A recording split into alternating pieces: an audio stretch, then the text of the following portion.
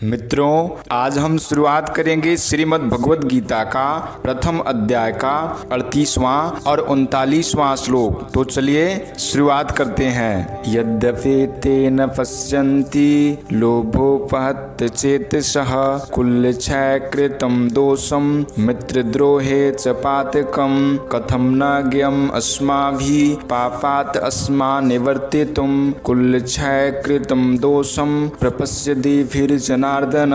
अर्थात अर्जुन कहते हैं, लोभ के कारण जिनका विवेक विचार लुप्त हो गया है, ऐसे ये दुर्योधन आदि कुल का नाश करने से होने वाले दोष को और मित्रों के साथ द्वेष करने से होने वाले पाप को नहीं देखते। तो भी हे जनार्दन, कुल का नाश करने से होने वाले दोष को ठीक ठीक जानने वाले हम लोग इस पाप से निवृत्त होने का विचार क्यों न करें। यद्यपि ते न पश्यन्ति मित्रद्रोहे च पातकम्। अर्थात अर्जुन कहते हैं, इतना मिल गया, इतना और मिल जाए, फिर ऐसा मिलता ही रहे। ऐसे धन, जमीन, मकान, आदर, प्रशंसा, पद, अधिकार आदि की तरफ बढ़ती हुई वृत्ति का नाम लोभ है। इस लोभ वृत्ति के कारण इन दुर्योधन आदि की विवेक शक्ति लुप्त हो गई है, जिससे वे यह विचार नहीं कर पा रहे हैं कि जिस राज्य के लिए हम इतना बड़ा पाप करने जा रहे हैं, कुटुंबियों का नाश करने जा रहे हैं, वह राज्य हमारे साथ कितने दिन रहेगा और हम उसके साथ कितने दिन रहेंगे। हमारे रहते हुए यह राज्य चला जाएगा तो हमारी क्या दशा होगी, और राज्य के रहते हुए हमारे शरीर चले जाएंगे तो क्या दशा होगी। क्योंकि मनुष्य संजोग का जितना सुख लेता है, उसके वियोग का उतना दुख उसे भोगना ही पड़ता है। संजोग में इतना सुख नहीं होता जितना वियोग में दुख होता है। तात्पर्य है कि अंतःकरण में लोभ छा जाने के कारण इनको राज्य ही राज्य दिख रहा है। कुल का नाश करने से कितना भयंकर पाप होगा, वह इनको दिख ही नहीं रहा है। मित्रों, अर्जुन कहते हैं, जहाँ लड़ाई होती है वहाँ समय, संपत्ति, शक्ति का नाश हो जाता है। तरह तरह की चिंताएं और आपत्तियां आ जाती है। दो मित्रों में भी आपस में खटपट मच जाती है, मनोमालिन्य हो जाता है, कई तरह का मतभेद हो जाता है। मतभेद होने से वैर भाव हो जाता है। जैसे द्रुपद और द्रोण दोनों बचपन के मित्र थे, परंतु राज्य मिलने से द्रुपद ने एक दिन द्रोण का अपमान करके उस मित्रता को ठुकरा दिया।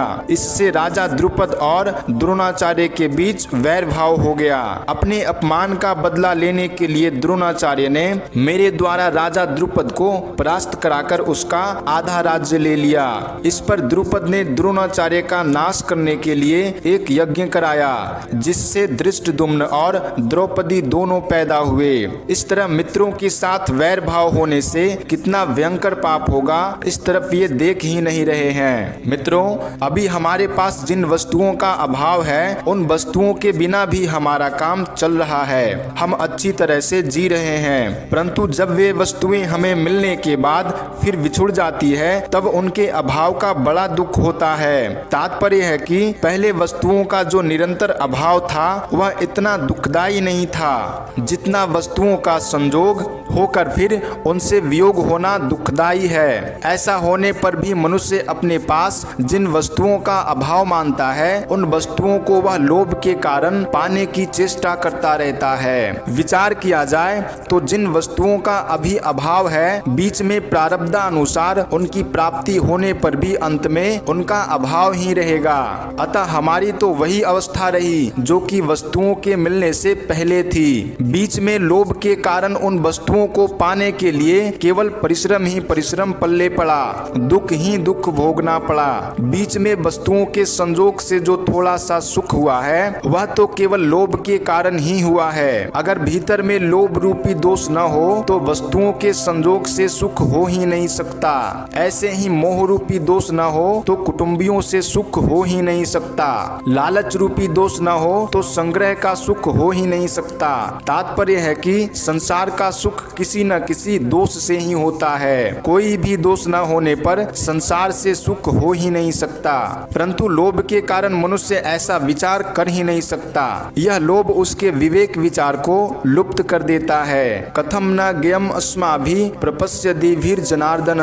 मित्रों, अब अर्जुन अपनी बात कहते हैं कि यद्यपि दुर्योधनादि अपने कुल क्षय से होने वाले वाले दोष को और मित्रद्रोह से होने वाले पाप को नहीं देखते, तो भी हम लोगों को कुल छह से होने वाली अनर्थ परंपरा को देखना ही चाहिए, क्योंकि हम कुल छह से होने वाले दोष को भी अच्छी तरह से जानते हैं और मित्रों के साथ द्रोह से होने वाले पाप को भी अच्छी तरह से जानते हैं। अगर वे मित्र हमें दुख दे तो वह दुख हमारे लिए अनिष्टकारक नहीं है, कारण कि दुख से तो हमारे पूर्व पापों का ही नाश होगा, हमारी शुद्धि ही होगी। परंतु हमारे मन में अगर द्रोह वैर भाव होगा तो वह मरने के बाद भी हमारे साथ रहेगा और जन्म जन्मांतर तक हमें पाप करने में प्रेरित करता रहेगा, जिससे हमारा पतन ही पतन होगा। ऐसे अनर्थ करने वाले और मित्रों के साथ द्रोह पैदा करने वाले इस युद्ध रूपी पाप से बचने का विचार क्यों नहीं करना चाहिए, अर्थात विचार करके हमें इस पाप से जरूर ही बचना चाहिए। मित्रों, यहाँ अर्जुन की दृष्टि दुर्योधन आदि के लोभ की तरफ तो जा रही है, पर वे खुद कौटुंबिक स्नेह में आबद्ध होकर बोल रहे हैं, इस तरफ उनकी दृष्टि ही नहीं जा रही है। इस कारण वे अपने कर्तव्य को नहीं समझ पा रहे हैं। यह नियम है कि मनुष्य की दृष्टि जब तक दूसरों के दोष की तरफ रहती है तब तक उसको अपना दोष नहीं दिखता, उल्टे एक अभिमान होता है कि इनमें तो यह दोष है पर हमारे में यह दोष नहीं है। ऐसी अवस्था में वह यह सोच ही नहीं सकता कि अगर इनमें कोई दोष है तो हमारे में भी कोई दूसरा दोष हो सकता है। दूसरा दोष यदि न भी हो तो भी दूसरों का दोष देखना यह तो दोष है ही। दूसरों का दोष देखना एवं अपने में अच्छाई का अभिमान करना, ये दोनों दोष साथ में ही रहते हैं। अगर अर्जुन को भी दुर्योधन आदि में दोष दिख रहे हैं और अपने में अच्छाई का अभिमान हो रहा है, इसलिए उनको अपने में मोह रूपी दोष नहीं दिख रहा है। अच्छाई के अभिमान की छाया में मात्र दोष रहते हैं।